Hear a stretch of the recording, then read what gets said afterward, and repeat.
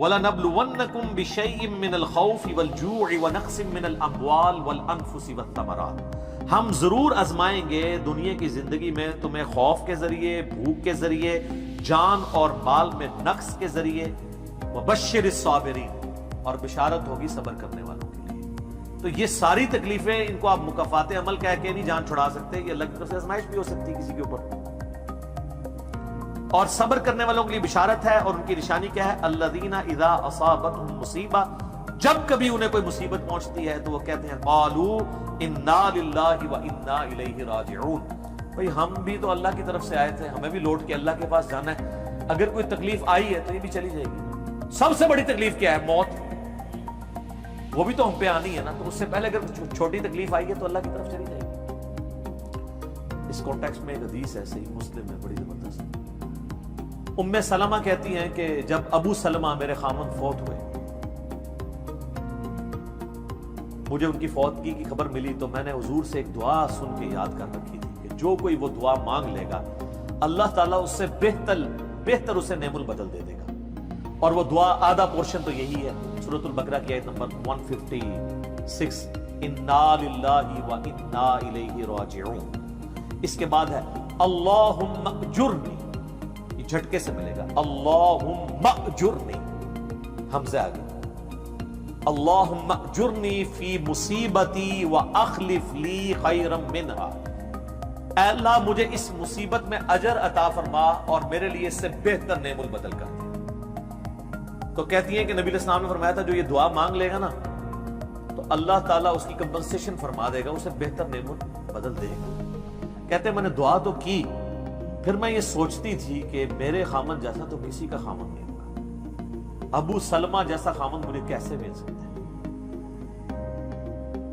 تو جب عدت پوری ہوئی تو نبی علیہ السلام نے پیغام کا نکاح کا پیغام بھیج دیا، ام المومنین بن گئی، اور یہ ہماری وہ ماں ہے جو سب سے آخر میں فوت ہوئی ہے 64 ہجری میں، واقعہ کربلا کے بھی 3 سال بعد۔ تو اس دعا کی، یہ دعا یاد رکھیں، چھوٹی موٹی بھی کوئی بھی تکلیف کوئی بچوں کو پہنچتی ہے، گھر میں کسی کو زخم لگتا ہے، ٹھوکر لگ جاتی ہے، کوئی مالی نقصان ہو جاتا ہے، فوراً یہ دعا، اور میں نے الحمدللہ 20 دفعہ یہ دعا آزمائی ہے۔ وقتی طور پہ تو فیل ہو رہا ہوتا ہے کہ یار کوئی مسئلہ خراب ہو گیا، لیکن اس کے بعد اسی شر کے اندر خیر چھپی ہوئی ہوتی ہے، وہ مل جاتی ہے۔ اس آپ دعا کو یاد رکھیں، اور صبح شام جو چھوٹی موٹی کوئی خبریں بھی آپ کو ملتی رہتی ہیں نا، اس کے اوپر آپ یہ دعا پڑھتے رہیں، یہ آپ کے لیے ایک بہت بڑا وظیفہ ہے انشاءاللہ تعالی۔ نیک لوگوں کو جو تکلیفیں آتی ہیں نا دنیا میں، وہ ان کے درجات کو بلند کرنے کے لیے آتی ہیں، اور یہ اللہ تعالیٰ نے بڑی سختی کے ساتھ سورۃ العنکبوت کے اندر نا صحابہ کرام کو ایڈریس کر کے نا یہ فلسفہ کلیئر کیا ہے، آیت نمبر 2 اور 3 کے اندر، احسب الناس ان یترکوا ان یقولوا آمنا وهم لا یفتنون، کیا لوگ اس گمان میں ہیں کہ انہیں صرف اس بات میں چھوڑ دیا جائے گا کہ وہ ایمان لے آئے اور ہم ان کی آزمائش نہیں کریں گے؟ وَلَقَدْ فَتَنَّ الَّذِينَ مِن قَبْلِهِمْ، بے شک ہم نے ضرور آزمایا تھا ان سے پہلے لوگوں کو، فَلَيَعْلَمَنَّ اللَّهُ الَّذِينَ صَدَقُوا وَلَيَعْلَمَنَّ الْكَاذِبِينَ، تو اللہ تعالیٰ ضرور جانچ کر رہے گا کہ کون سچے ہیں اپنے دعوے کے اندر، کس دعوے میں کہ غلامی رسول میں موت بھی قبول ہے، اور کون صرف نعرہ بازی کر رہے ہیں۔ اللہ تعالیٰ ان کو ظاہر کر کے رہے، جانچ کے رہے۔ تو یہ اللہ تعالیٰ نے اپنا اصول رکھا ہے، یونیورسل ٹروتھ۔ اس کانٹیکسٹ میں صحیح بخاری میں ایک حدیث ہے، صحابہ کرام نے جب کافروں کی تکلیفوں کا ذکر کیا نا حضور سے، تو آپ نے فرمایا صبر کرو، اللہ کی قسم تم سے اگلے لوگوں کو زمین میں گاڑا جاتا تھا، سر کی مانگ پہ آرا رکھا جاتا تھا اور کہا جاتا تھا کہ اسلام چھوڑ دو، اور وہیں ان کے 2 ٹکڑے کر دیے جاتے تھے، وہ اپنے دین پہ قائم رہتے تھے۔ لوہے کی کنگیاں ان کے گوشتوں پہ پھیری جاتی تھی، حتیٰ کہ ہڈی تک پہنچ جاتی تھی، تب بھی وہ اپنے دین پر ثابت قدم رہے۔ تو نبی الاسلام نے اپنے صحابہ کو اگلے لوگوں کی یہ تکلیف گنوائی۔ تو اب وہ جو اتنی تکلیفیں کاٹتے رہے ہیں، وہ کوئی مکافات عمل نہیں ان کے لیے ہوا، آزمائش تو ہوئی ہے نا جی۔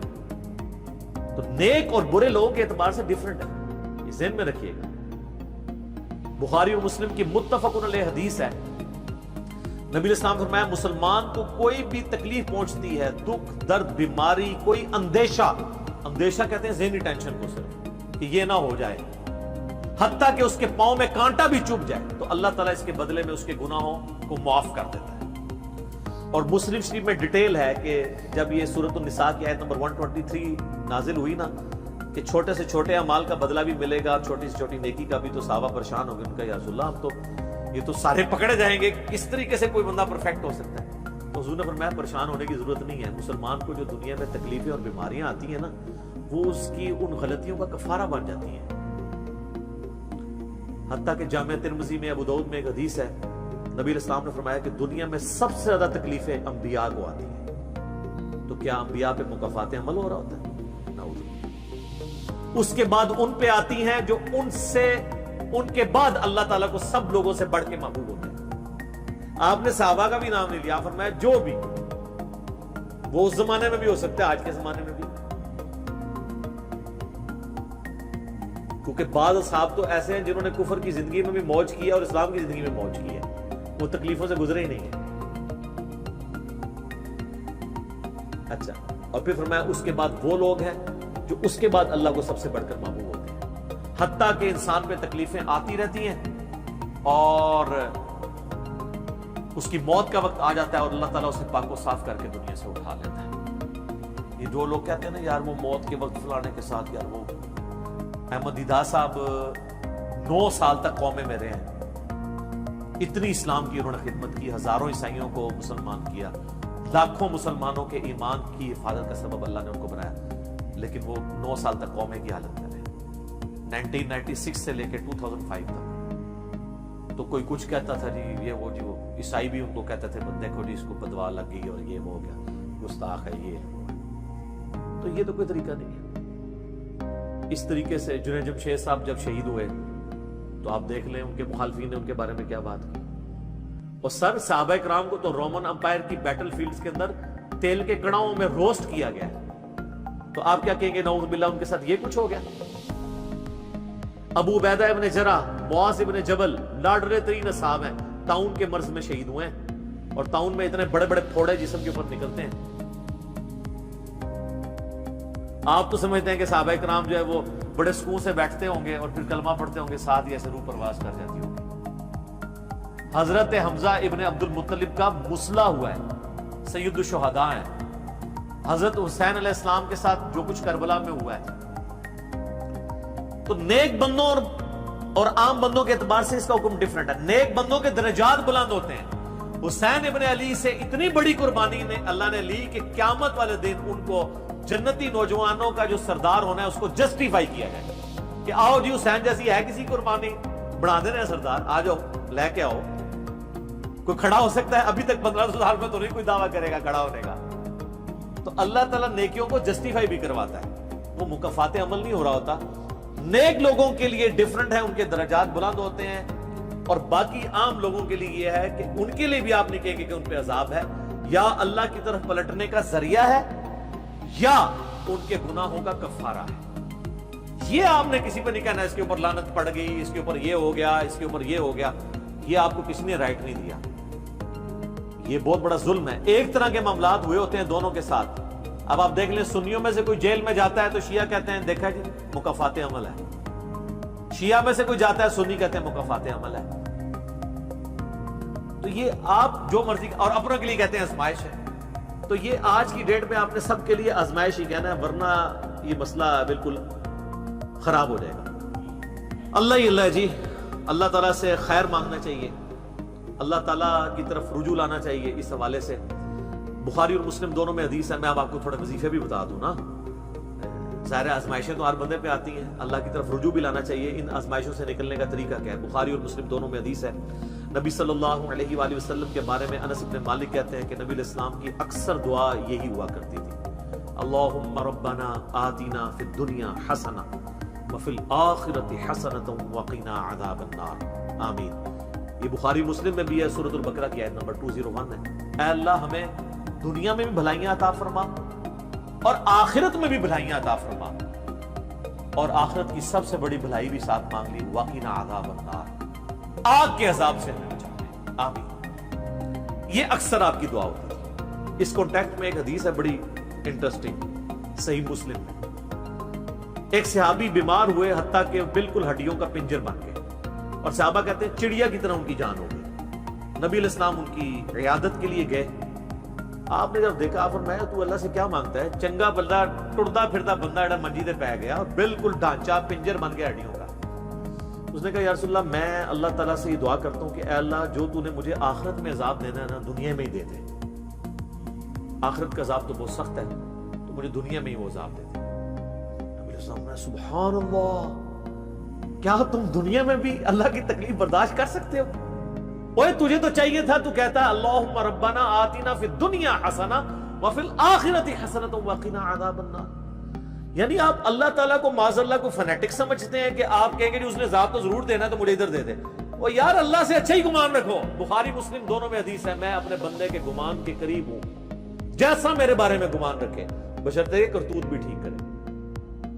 تو سر ہم تو یہ کہتے ہیں یا اللہ ہم نہ تیری آزمائش کے قابل ہیں نہ تیرے عذاب کے قابل ہیں, ہمیں بلا حساب و کتاب ہی جنت میں داخل فرما دے آمین. تو میں اپنے بندے کے گمان کے قریب اچھا گمان رکھیں انشاءاللہ تعالی اینڈ رزلٹ بھی اچھا ہوگا. آپ اللہ سے گمان اچھا رکھیں, یہ گمان بہت اہم چیز ہے. اور یہ آپ کا جو کانفیڈنس ہے نا اللہ کے اندر کہ انشاءاللہ اللہ میرے ساتھ خیر کا معاملہ ہی کرے گا. اچھا کئی لوگ کہتے ہیں منو تے اللہ نے دینے ہی عذاب ہے. استغفر اللہ. آپ چاہے اچھے اعمال کرتے ہیں برے اعمال, تب بھی آپ نے یہ اپنے بارے میں یہ بات نہیں کرنی. یہ تو اور کسی کے بارے میں تو آپ نے سوچنا بھی نہیں سر, وہ تو کہانی ختم. وہ تو صحیح مسلم میں حدیث ہے نا, ایک شخص نے قسم اٹھا کے کہہ دیا تھا کہ اللہ تعالیٰ اس کو کبھی معاف نہیں کرے گا. وہ بڑا گنہگار شخص تھا. اللہ کی بارگاہ میں پہنچے, اللہ نے فرمایا تو نے میرے بھی آپ پہ کیسے قسم کھا دی؟ جا میں نے اس کو معاف کیا, تجھے دوزخ میں پھینکا.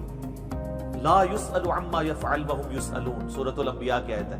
اللہ کو کوئی نہیں پوچھ سکتا اس نے یہ کیوں کیا, وہ سب کو پوچھ سکتا ہے کہ انہوں نے یہ کیوں کیا. یہ اللہ تعالیٰ کے بارے میں ناشکری پھیلانا سورہ الزمر میں ہے لا تقنطوا من رحمت اللہ, اللہ تعالیٰ کے بارے میں مایوسی عوام کے اندر پھیلانا. لیکن اس کا دوسرا پہلو بھی غلط ہے کہ آپ رحمت کی آیتیں پڑھ کے تو لوگوں کے کام چوک کے رکھو, وہ بھی دوسری ایکسٹریم ہے, وہ بھی نہیں ہونی چاہیے. رحمت سے دھوکہ بھی نہیں کھانا, ہاں اعمال پورے کرنے ہیں اور پھر اللہ سے امید بھی رکھنی ہے. جو سیدنا ابوبکر نے حضرت عمر کو وصیت کرتے ہوئے کیا کہا تھا, کیا عمر جب تو جنتیوں کی طرف دیکھے نا تو دعا کرنا کہ میں بھی ان میں شامل ہو جاؤں, اور جب بھی تو جہنمیوں کا ذکر لائے تو اللہ تعالیٰ سے پناہ مانگنا کہ کہیں میں ان میں شامل نہ ہوں. انہوں نے آگے سے کہا کہ میں عشرہ مبشر ہوں.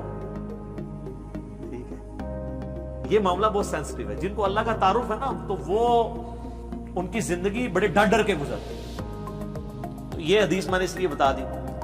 ایک اور ذریعہ ہے ان آزمائشوں سے نکلنے کا. صحیح بخاری اور مسلم دونوں میں حدیث ہے جس کی یہ خواہش ہے کہ اللہ اس کی عمر دراز کر دے اور اس کے رزق میں کشادگی دے دے. رزق میں دنیا کی ہر نعمت شامل ہے. ہم تو دولت ہی سمجھتے ہیں, اچھی صحت بھی رزق ہے, اچھی اولاد بھی رزق ہے, اچھی صحت بھی رزق ہے, مال کی فراوانی بشرطے کہ وہ فطرے میں نہ ڈال دے وہ بھی رزق ہے. ہر چیز دنیا میں جتنی بھی اہمیت ہے یہ چیزیں جو ہم سمجھتے ہیں. تو بخاری اور مسلم دونوں میں الفاظ ہیں جس کی یہ خواہش ہے اس کی عمر دراز ہو جائے اور اس کے رزق میں کشادگی ہو تو اپنے رشتہ داروں کے ساتھ حسن سلوک کرے. یہ ہے جناب وہ کام کرنے کا. حسن سلوک خالی ان کو تسلیاں نہیں دینا. ظاہر ہے قرآن اور حدیث میں جب رشتہ داروں سے صلہ رحمی کا ذکر آتا ہے تو یہ ہے کہ ان کے ساتھ قطع تعلق ہی نہیں کرنی, دوسرا ان کی فائنینشیل سپورٹ کرنی ہے. اس لیے آپ دیکھیں سب سے زیادہ حقدار زکوٰۃ کے صدقات کے آپ کے بہن بھائی ہیں, سب سے قریبی رشتہ ہوا ہے, اس کے بعد کوئی اور حقدار. باقی اس پہ تو امت کا اجماع ہے کہ جو صدقات اللہ کی راہ میں آپ کرتے ہیں اس سے اللہ تعالیٰ تکلیف ڈالتا ہے. منت سے نہیں ٹلتی. بخاری مسلم میں حدیث ہے کہ منت سے کنجوس کا مال ہی نکلتا ہے, تکلیف نہیں ٹلتی. لاجیکل ہے. منت تو یہ کہ یا اللہ پہلے یہ کر تے میں کراں گا, اور صدقے میں کیا ہے یا اللہ میں نے تیری طرف سے تیری راہ میں یہ صدقہ کیا اور میں اس نیک عمل کا وسیلہ تجھے پیش کرتا ہوں, میرا مسئلہ حل کر دے.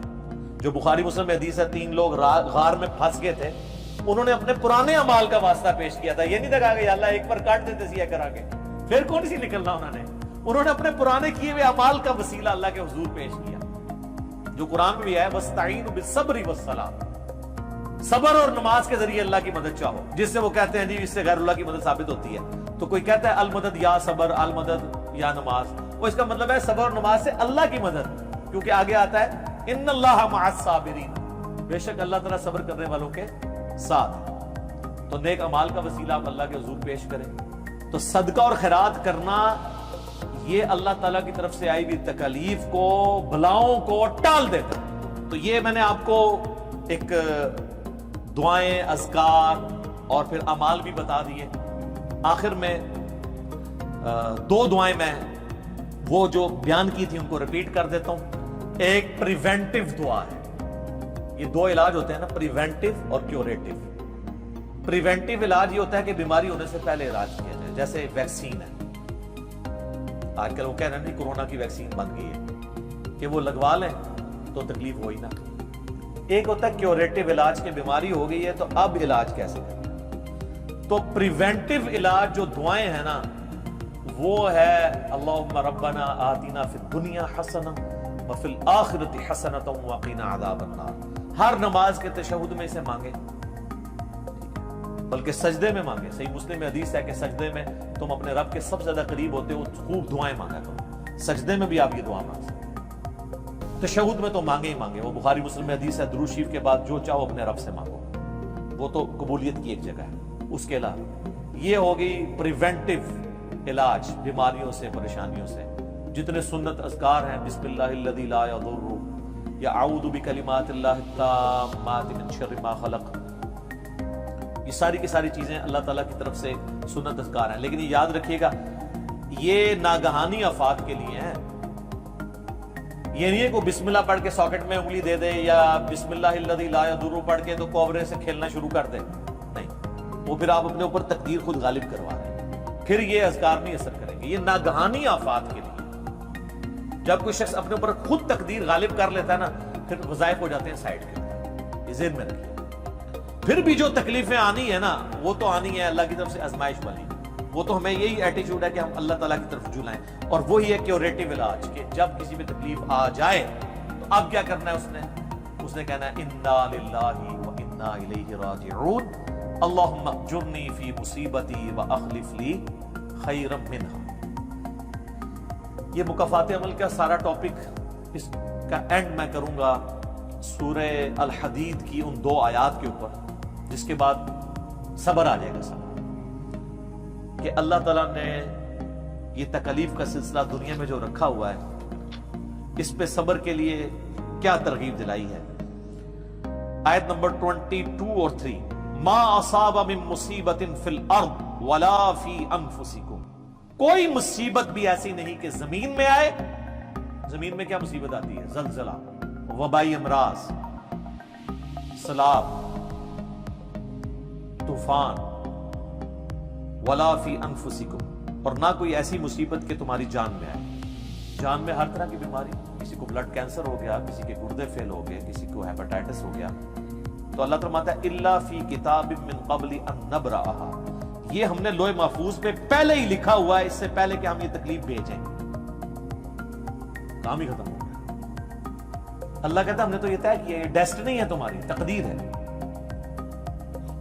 ان ذالک علی اللہ یسیر، یاد رکھنا یہ اللہ کے لیے بڑا احسان ہے، بہت آسان ہے. کوئی یہ بھی کہہ سکتا ہے کتنا ہو گیا، پہلے ہی اللہ کو پتا ہے. اللہ کے علم کے لیے آسان ہے. سورۃ الانعام میں تو یہاں تک آیا ہے کہ خشکیوں میں یا سمندروں کے اندر کسی درخت کا اگر پتا بھی گرتا ہے نا تو اللہ کو پہلے سے علم ہے. اور زمین کی گہرائیوں میں کوئی دانہ بھی پھوٹتا ہے نا وہ پہلے. اب ظاہر ہے ہمارا ذہن تو اس ڈیٹے کو سمجھ نہیں سکتا، بلکہ آج ہم نے لیپ ٹاپس میں، ہارڈ ڈسک میں وہ ڈیٹا سٹور کر لیا ہے جو 8 سے 100 سال پہلے کا انسان اس کو ماننے کے لیے تیار نہیں ہوگا کہ یہ ٹچ سکرین موبائل کیا کر سکتا ہے، اتنی دور بات کر سکتے ہیں.